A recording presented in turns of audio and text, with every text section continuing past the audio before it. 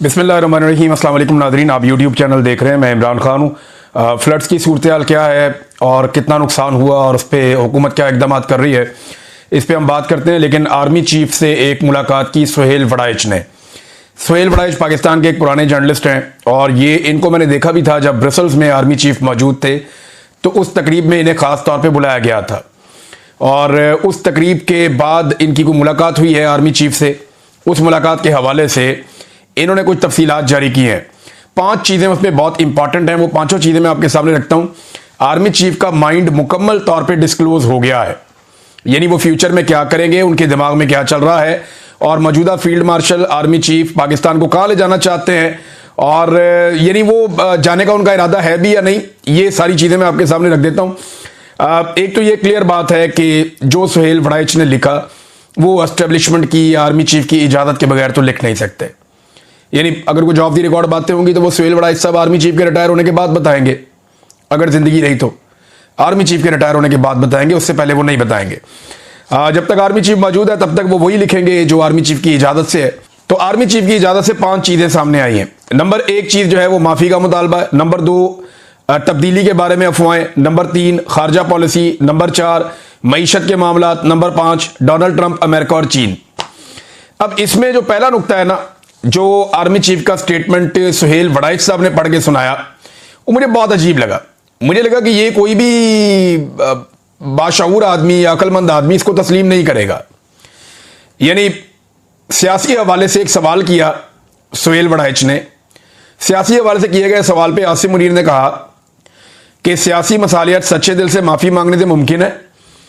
इस हवाले से उन्होंने स्टेज पर कुरान पाक की आदम की तख्लीक और शैतान के किरदार के हवाले से आयात का मतन और तर्जमा बताया, जिससे वादे होता था कि शुरू में फरिश्तों को आदम से मसला था, मगर खुदा ने आदम को तख्लीक किया तो सवाए शैतान के, इबलीस के, सब फरिश्तों ने इंसान को खुदा का हुक्म और करिश्मा समझकर कबूल कर लिया।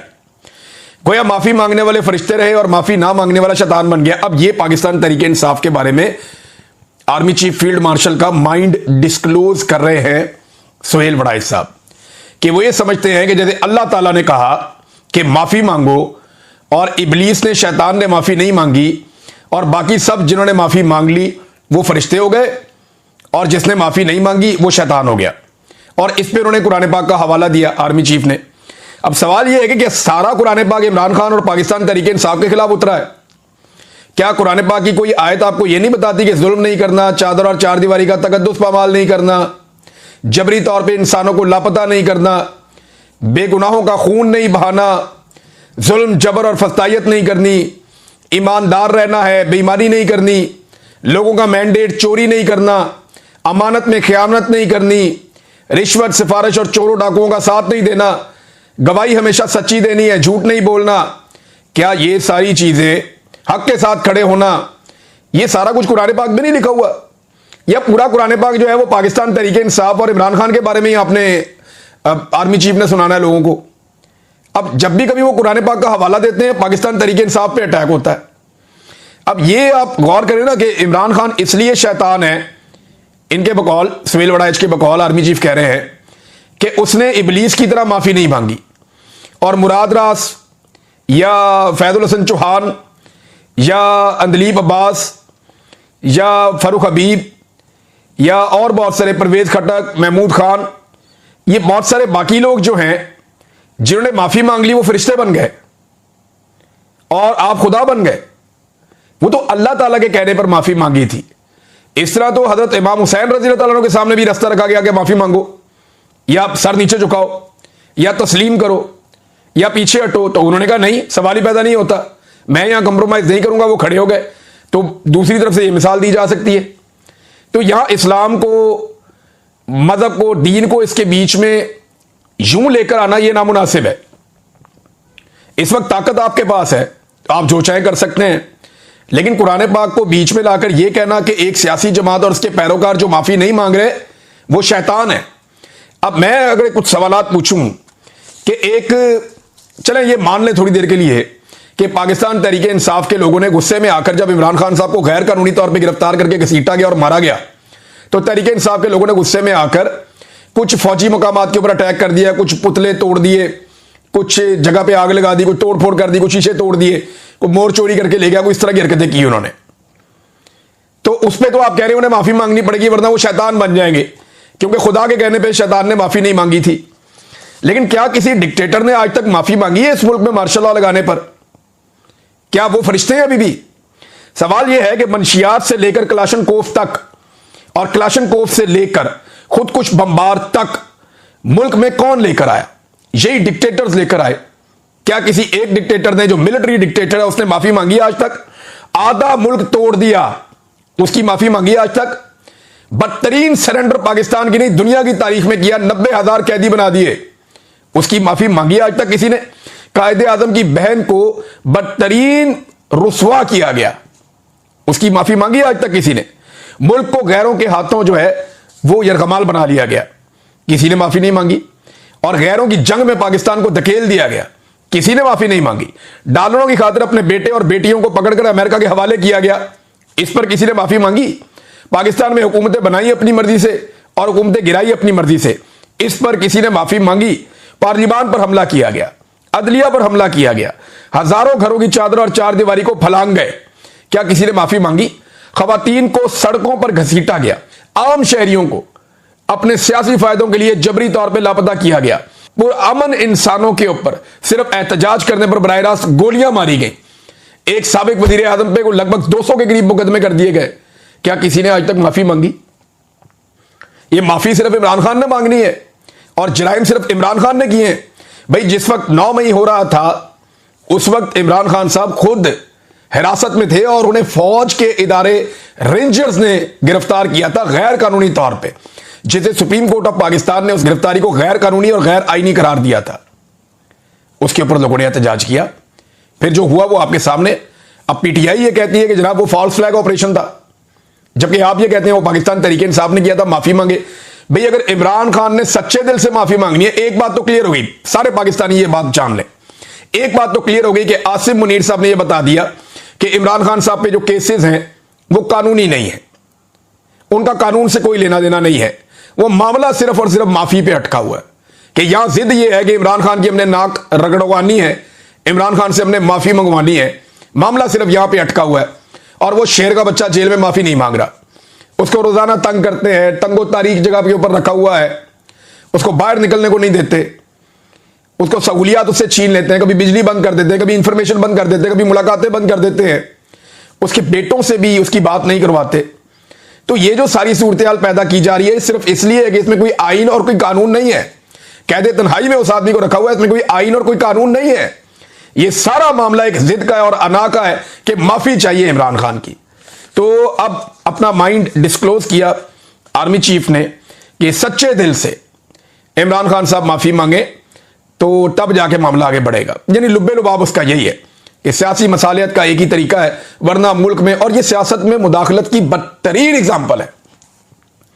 आज के बाद अगर DGISPR कहे या कोई और कहे कि फौज का सियासत में कोई ताल्लुक नहीं है, तो कम से कम army chief field marshal Asim Munir साहब का तो बदतरीन ताल्लुक सियासत के साथ है। यह साबित किया किसने?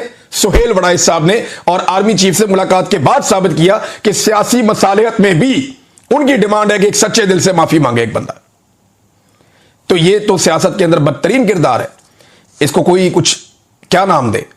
अच्छा, एक और उन्होंने कहा जी कि तब्दीली के बारे में जो अफवाहें फैलाई जा रही है, ये तब्दीली क्या है, इस बारे में कुछ लोग कहते हैं कि आर्मी चीफ को जनाब कोई बना दिया जाएगा सदर पाकिस्तान, कोई कहते हैं जी शायद आर्मी चीफ रिटायर हो जाएंगे तो नया आर्मी चीफ आ जाएगा, तो अलग अलग चीजें। लेकिन उन्होंने कहा तब्दीली के बारे में जो अफवाहें आ रही हैं, हुकूमत और मुक्तदरा, मुक्तदरा का मतलब है एस्टेब्लिशमेंट, हुकूमत और एस्टेब्लिशमेंट दोनों के मुखालिफिन फैला रहे हैं कि जनाब तब्दीली की कोई अफवाहें हैं। देखिए ये तो क्लियर है कि आर्मी चीफ ने एक्सटेंशन लेनी है और मौजूदा निज़ाम इस कदर बूट पॉलिश कर रहा है कि अगर नवाज शरीफ ने अपने पैरों पे खड़े होने का फैसला ना किया तो ये एक्सटेंशन तो उन्हें देनी पड़ जाएगी। और इसका बंदोबस्त 1 साल पहले ही हो गया था, 3 साल की मुद्दत को 5 साल करने के बाद। खारजा पॉलिसी पे भी आर्मी चीफ ने बात की। अच्छा, ये भी वो डोमेन है जिसके अंदर उनका कोई इख्तियार ही नहीं है, ना आइन इसकी इजाजत देता है, ना कानून इसकी इजाजत देता है कि एक आर्मी चीफ सियासी मामलात में मुदाखलत करे। तो ऊपर जितना मैंने आपको बताया वो सारी सियासी मामलात में मुदाखलत है। और अब जो है वो तब्दीली के बारे में, यानी इनका क्या काम है इन चीजों से? इनका काम दिफा के साथ है। फिर खारजा पॉलिसी। अब खारजा पॉलिसी में हमारे आर्मी चीफ का क्या रोल है? वजीर खारजा मौजूद हैं, वजीर आजम मौजूद हैं, वो खारजा पॉलिसी चला लेंगे, लेकिन आर्मी चीफ जो है हमारे हमेशा से वो खारजा पॉलिसीज के अंदर भी मुदाखलत करते हैं जो नामुनासिब है। अब वो ये कह रहे हैं कि हम एक दोस्त की खातिर दूसरे को नाराज नहीं करेंगे। अमेरिका और चाइना से ताल्लुकात को बैलेंस करने के हवाले से ना वो इसके एक्सपर्ट है, ना उनकी इसके अंदर जिम्मेदारी है, ना उन्हें ये करना चाहिए। लेकिन पाकिस्तान में एक रवायत बन गई है कि पाकिस्तान की मिलिट्री एस्टेब्लिशमेंट ही ये सारे काम करती है। बहरहाल ये भी उन्होंने किया और साथ ही उन्होंने इसको भी ओन कर लिया कि डोनाल्ड ट्रंप को जो अमन का नोबेल प्राइज देने के लिए नामजद किया गया है, इस फैसले को उन्होंने ओन किया आर्मी चीफ ने। लेकिन ये मैं पहले भी आपको बता रहा था कि जब डोनाल्ड ट्रंप से मुलाकात हुई फील्ड मार्शल की, तो उसके बाद फौरी तौर पे ये कदम उठाया गया था और फौरन हुकूमत को ये हुक्म जारी किया गया, कैबिनेट ने फौरी अप्रूवल दी और सबसे पहले पाकिस्तान ने डोनाल्ड ट्रंप को अमन के नोबेल इनाम के लिए नामजद किया। तो आर्मी चीफ ने इसको ओन कर लिया कि जी ठीक है, ये उन्हीं का डिसीजन है और उन्होंने कहा कि डोनाल्ड ट्रंप की अमन की ख्वाहिश जेन्युइन है। अच्छा, मईशत के हवाले से जिससे कोई दूर दूर तक ताल्लुक नहीं है, कोई लेना देना नहीं है आर्मी चीफ का, लेकिन मईशत के हवाले से भी उनके पास पूरा एक रोड मैप है। वो कह रहे जी, जनरल आसिम मुनीर ने हिसाब किताब लगाकर बताया कि अगले साल से रेकोडेक्स से हर साल $2 अरब का खालिस मुनाफा होगा जो हर साल बढ़ता जाएगा। उन्होंने बताया कि पाकिस्तान के पास नायाब जमीनी खजाना है, इस खजाने से पाकिस्तान का कर्जा भी उतर जाएगा। फील्ड मार्शल से पहली मुलाकात, माशी बहरान के हल के हवाले से जनरल आसिम मुनीर के पास पूरा रोड मैप था जिसमें 5 और 10 साल के अंदर पाकिस्तान को दुनिया के तरक्की याफ्ता ममालिक की सफ में खड़ा करने की मनसूबाबंदी थी। आपके पास क्यों है रोड मैप मईशत का? आपके पास रोड मैप होना चाहिए कश्मीर कैसे आजाद करवाना है। आपके पास रोड मैप होना चाहिए कि भारत से जो वो डैम बना बना के पाकिस्तान का पानी रोकता जा रहा है, वो अपना पानी भारत से कैसे छुड़वाना है। आपके पास ये रोड मैप होना चाहिए कि पाकिस्तान को दहशतगर्दों से कैसे बचाना है। अफगानिस्तान और पाकिस्तान के बॉर्डर पे जो दहशतगर्द हर दफा इधर घुसाते हैं बार बार, उनको वहां पे कैसे रोकना है। आपके पास रोड मैप होना चाहिए कि बलूचिस्तान जो एक नो गो एरिया बन गया है, उसको दुरुस्त कैसे करना है। सिक्योरिटी की ड्यूटी है आपकी। रोड मैप सिक्योरिटी का होना चाहिए, रोड मैप कश्मीर की आजादी का होना चाहिए, रोड मैप पाकिस्तान के पानियों पे भारत के कब्जे का होना चाहिए। ये कौन सा रोड मैप है मईशत का? ना इसके अंदर आपकी एक्सपर्टीज है, ना इसके अंदर आपका कोई काम है, ना इससे आपका कोई लेना ना देना, लेकिन फिर भी। अच्छा, और रोड मैप क्या है, जरा ये भी आप गौर करें कि जनाब इसमें सारा जो सुहेल वड़ाई साहब ने बताया वो क्या बताया। उन्होंने बताया जी कि ये जो मादनियात है ना, ये बेचनी है। यानी रोड मैप ये है पाकिस्तान की तरक्की का कि पाकिस्तान के जो कुदरती वसाइल से अल्लाह ताला ने माला माल किया है, वो वसाइल हमने गैरों को बेच देने। यानी एक चीज हमने 10 रुपए की बेचनी है और उन्होंने उसको 100 रुपए का कर लेना ले जाके। तो पाकिस्तान को क्या मिला? 10 रुपए। और जो यहां से लेकर गया उसने उसको वैल्यू एडिशन की और क्या बना? 100 रुपए। भाई इस पूरे रोड मैप के अंदर कहीं पे सियाहत है, कहीं पे ज़राअत है, कहीं पे IT है, कहीं पे दूसरे शोबे हैं। किसान तबाह बर्बाद हो गया, मईशत का बेड़ा गर्क हो गया, ताजर काम नहीं कर पा रहे, इंपोर्ट एक्सपोर्ट पाकिस्तान का बैलेंस ही क्रिएट नहीं हो पा रहा। साथ ही साथ जो है वो आपके जो ताजिर हैं, जो मैन्युफैक्चरर्स हैं, वो बेचारे परेशान है। कॉस्ट ऑफ प्रोडक्शन कहां से कहां जा रही है, बिजली और फ्यूल की प्राइस कहां पहुंच गई है। तो रोड मैप तो इन चीजों का होना चाहिए था, अगर होना चाहिए था तो। अव्वल तो काम ही नहीं है ये चीजें दुरुस्त करनी। घर का सामान बेचकर या अपने घर का जेवर बेचकर, ये जेवर है ना पाकिस्तान का जो अल्लाह ताला ने दिया हुआ है, ये वक्त आने पे हमारे काम आएगा। तो ये और कैसे काम आएगा? देखिए, इसके दो तरह आप काम ले सकते हैं। या तो ये मादनियात आप औने पौने बेच दें, या आप पाकिस्तान को आहिस्ता आहिस्ता अपने पैरों पे खड़ा करें, पाकिस्तान के अंदर इंडस्ट्री लगाएं, इस मादनियात को पाकिस्तान की इंडस्ट्री इस्तेमाल करे। ये जो 10 रुपए वाली चीज है, इसको पाकिस्तान 1000 रुपए की करके बेच सकता है। फ्यूचर का सारा फ्यूल है ये जो रेयर अर्थ मिनरल्स है, इसके पीछे दुनिया पागल है। अगर दुनिया इससे बेशुमार पैसा बना सकती है तो पाकिस्तान क्यों नहीं बना सकता? हमने जरूर औने पौने इसको रॉ मटेरियल के तौर पे बेचना है। हमें इंतजार करना चाहिए उस वक्त का और इन असासों को संभाल के रखना चाहिए। पाकिस्तान की मईशत को ऊपर उठाना चाहिए। हाँ ठीक है, जरूरत के तहत आप कुछ चीजें बेच सकते हैं कि फिलहाल हमें इसमें से निकलना है, हम इतना बेच लेते हैं, लेकिन एक बड़ा हिस्सा हम सेफ रखेंगे। लेकिन मुझे उसकी कोई उम्मीद नजर नहीं आ रही। बहरहाल मईशत का भी एक रोड मैप है आर्मी चीफ के पास। और ये जनाब सुहेल वड़ाई साहब ने पूरी कहानी सुना दी। अब सुहेल वड़ाई साहब ने पूरी कहानी सुनाई ना, आर्मी चीफ ने बड़ी लंबी चौड़ी बातें की हैं। इसके अंदर एक बंदे ने तारीफ की आर्मी चीफ की तरफ, वो भी मैं बता दूं।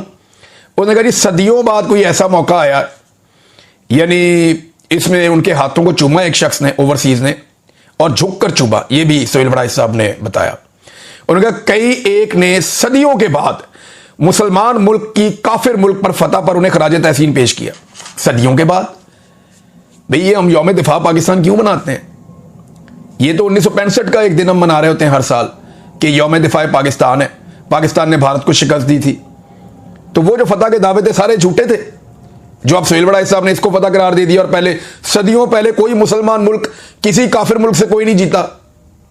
भाई ये अजीब कहानी उन्होंने सुना दी सोहेल वड़ाइच साहब ने।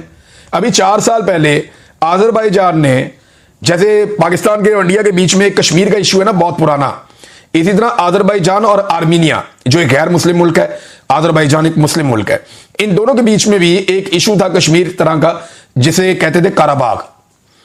तो अजरबैजान ने अभी 4 साल पहले छीन लिया वो पूरा सूबा और अपने मुल्क का उसे हिस्सा बना लिया। तो वो मुसलमान मुल्क नहीं है, उसको वो फतह नहीं मिली। तो ये तारीख से नाबल्द लोग हैं, इन्हें बिल्कुल नहीं पता, अभी रिसेंट हिस्ट्री नहीं पता कि अभी अभी एक फतह हुई है और अभी अभी जो है वो एक मुसलमान मुल्क ने एक बहुत बड़ा इलाका खाली करवाया है। पाकिस्तान की रिस्पॉन्सिबिलिटी तो अभी बाकी है।